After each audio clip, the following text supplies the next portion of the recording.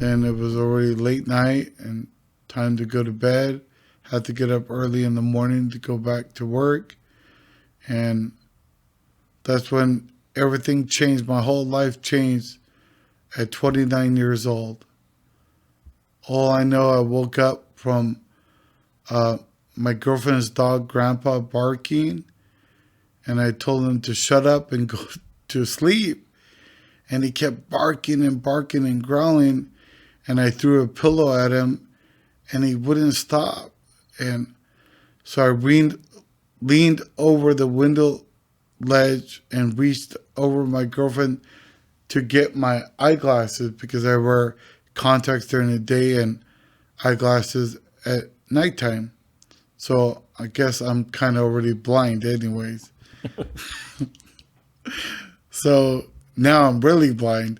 But so that's when I reached over her because she sleeps closer to the wall and the window. And I reached over her to get my eyeglasses. That's when I was struck right here in my neck. Oh, wow. And then I was hit several more times in my neck. Then I fell on top of Samantha. And I guess I still didn't know what was going on. All I know, somebody's in the room and my neck's hurting. And I fell on top of Samantha and the blood from my neck was squirting out everywhere.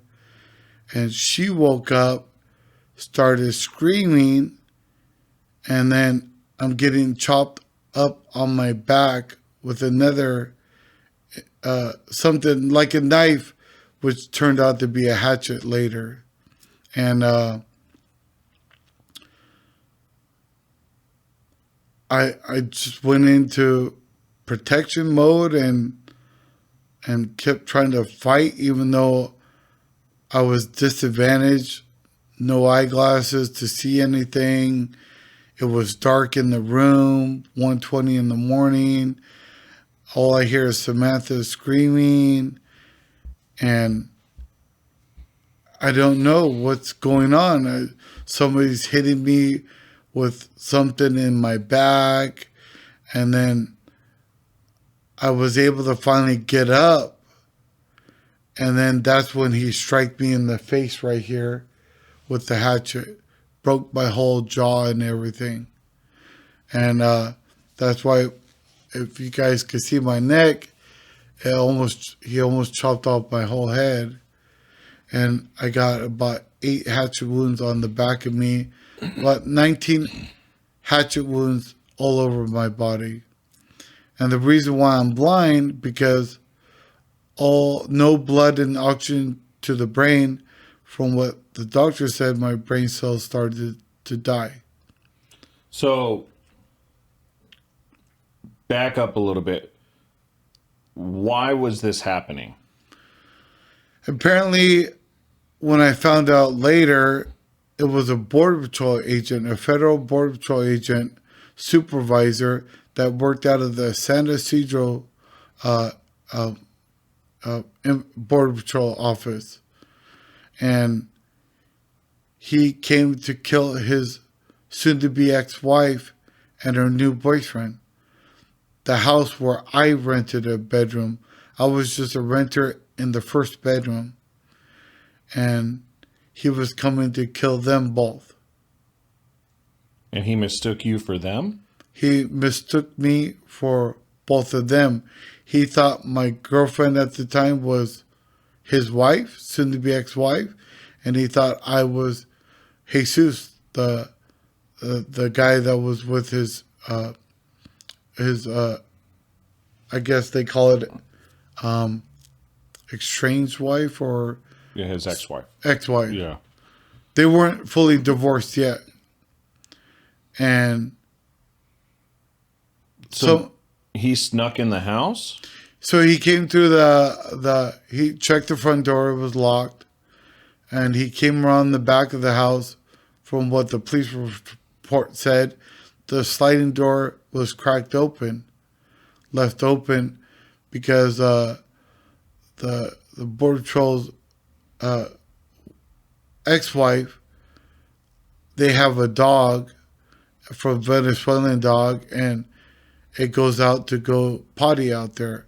So they left that open, and that's where he walked in, and I was the first bedroom you walked to down the hallway. And I guess in the report, that's why the miniature schnauzer grandpa,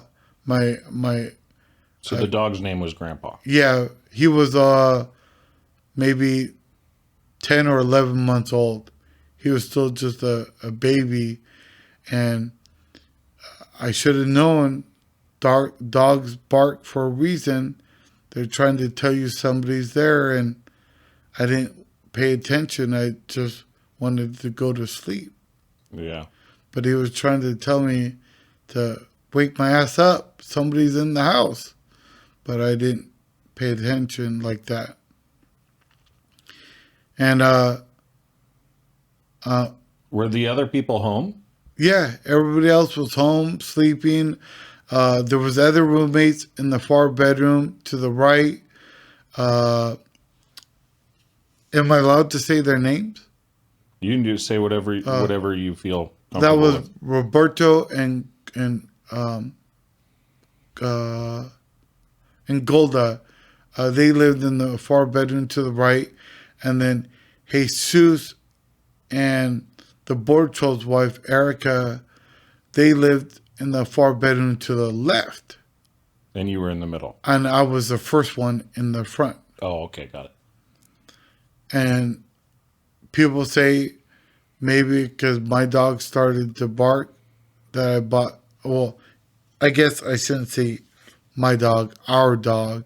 I bought Samantha and myself, and she wanted to have a dog, and she liked that miniature schnauzer, and that's where it all happened. When hearing him bark, he wouldn't go to sleep, and then I didn't know that's why he's growling, because the person's in the room now. And all I know, by the time I got up, that's when he swung and I was hit in the face with that hatchet. And I guess I went down again on the floor. I don't remember too much, but all I know is I was able to fight this guy. He tried to leave. I grabbed him, his leg, and pulled him back inside.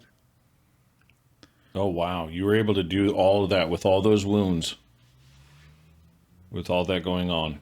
I mean, I didn't know I was that bad chopped up. And it was just, I guess people say my adrenaline was pumping, and I was just like, wanted to know, who is this person? Why is this happening to me? And I dragged him back in, and he hit me with the hatchet again. I let go. I got back up. We started fighting again. And that's when we slipped on all the blood from the bedroom, of my blood and some of Samantha's blood. So she got hit too. Yes. When I was on top of her, he was hitting me in the back, and he missed a couple of times and hit her thighs and shin and chopped off her big toe. How many times were you hit? 19 times all over my body. Holy crap. I had a broken jaw, a right broken collarbone, then the hatchets that broke all that. And I never broke a bone in my life. So You can't say that anymore. I can't say exactly. I don't, it's a miracle why I'm here, but I guess it wasn't my time. My dad would tell me it wasn't your time. So this guy, so you pull this guy back in the room, Oh, yeah. and now what's happening? You're fighting with him. and you're slipping all over the blood. and we were falling down. All I remember, we hit the wall and light came on. So I must have been near the bedroom door where the light switch is. And that's when all my blood's on the floor and everything. And I guess I injured him a little bit and he's bleeding and we're falling down and I hit the light switch. It comes on and we go to the floor. And from what my girlfriend said, that she testified, when the light came on, he looked surprised, like who the hell are we? Like he was surprised, kind of like Like shocked. you got the wrong people. Yeah, like, and he was holding one hatchet. One was stuck in my collarbone here. Oh, he had 2 hatchets. Yeah, 2 hatchets. And I was on the ground, and now the light's on, and apparently everybody else in the house is in the hallway. But nobody's opening my bedroom door. And they thought I was having an argument with my girlfriend.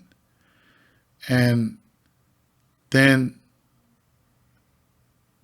when they saw blood coming off from the floor, it had a laminate flooring. So when blood came out from the bedroom to the hallway, which was marble, they finally opened the door, which was Jesus. And by that time, I don't know any of that what's happening because I don't remember all of that. That's from what was read to me in the police report.